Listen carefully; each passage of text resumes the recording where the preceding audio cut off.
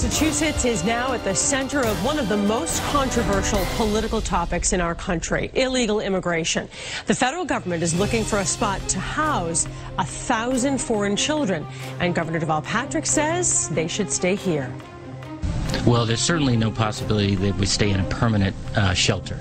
All we've been asked to do is to provide space for a 4-month period, during which time, by the way, children will come and go. This is what I meant by that. Now, all those expenses would be paid for by the federal government, not through state taxes. And Beth Germano is joining us now. And I know tonight you spoke with a young boy from El Salvador who entered the country, crossed the border illegally. This humanitarian emergency requires, as a first urgent measure, these children be welcomed and protected.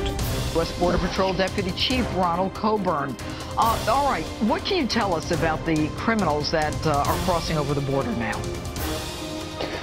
Judge, what we are seeing now is the kind of chaos we saw along the border prior to 9/11, in which we began making great gains. And you're right, 1 in 10 of every adult male crosser this day and age more than likely already has a violent criminal record here in the United States, has been removed, and is returning.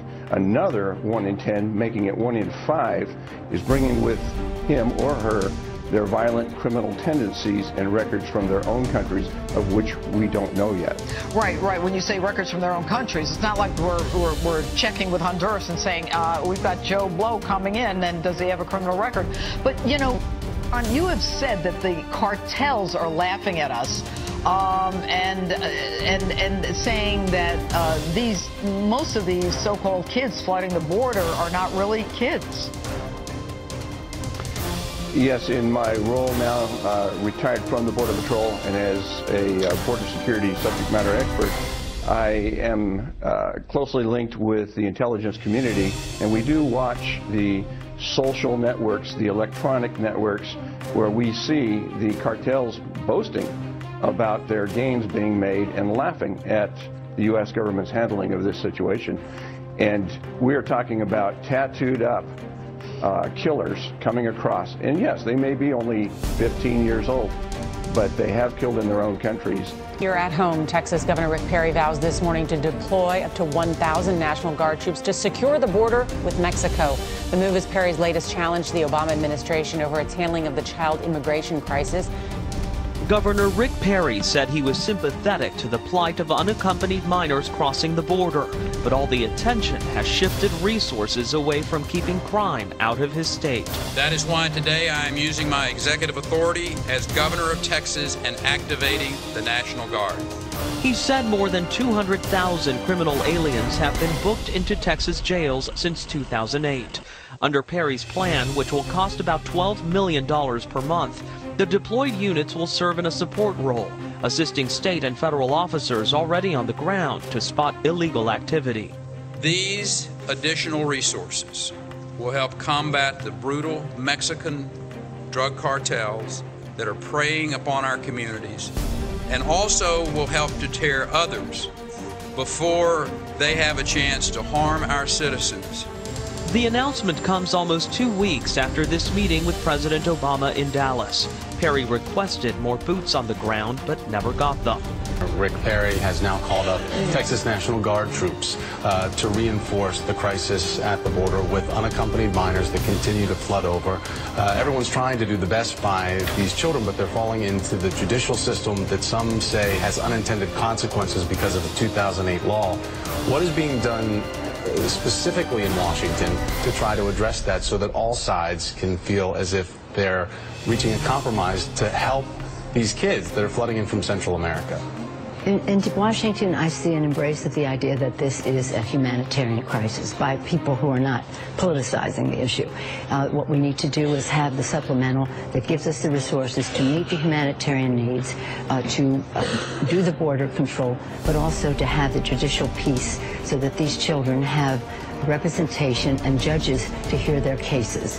Those who have a right to stay, whether it's refugee status or asylum, whatever, or should stay, and those should go back. And that's the message that the governments of the 3 countries now, President this week. Is it today? The meeting, I lost track of his schedule, but it is this week, Friday, I think it is.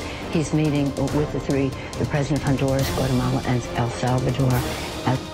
Really clear that while you might have violence and the rest then these kids are endangered in their country, let us help you, because that supplemental also has funds to repatriate the children in a safe way back into their countries. I always reference the National Catholic Conference of Bishops statement in which they said baby Jesus was a refugee from violence. Let us not turn away from these children. Let me give you some quick numbers, Laura, on the crime. And I ran my entire campaign focused on this issue and several other key issues of the state. But since 2008, and there are different years that will change the numbers, but from 2008, Laura, to 2012, we arrested and put in Texas jails in our 254 counties 143,000 criminals, hardened criminals, gang members, and other criminals that we identified as being in Texas illegally. We charged them with 447,000 crimes, Laura, 500,000 crimes in 4 years just in Texas, including over 5,000 rapes and 2,000 murders. And we estimate on our threat assessment report, that actually is a public report that many, even in Texas, don't read, but the media has looked over and just refused and ignored it. We estimate we have 100,000 gang members here illegally. But every week, Laura, just 2 weeks ago, we apprehended almost 10,000 people crossing the border in 1 week, Laura. What?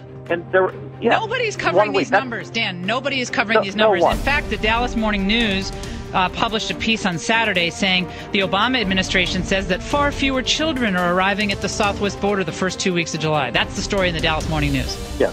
Well, the numbers for the children were down a little bit last week. When I was there on Thursday night, they were down from a few nights before. But my point is, Laura, that every week, week after week, we've been averaging for the last year apprehending between 6,000 and 10,000 people a week. Now, we think we catch one out of every 5. That means 25 or 30,000 are crossing the border, Laura.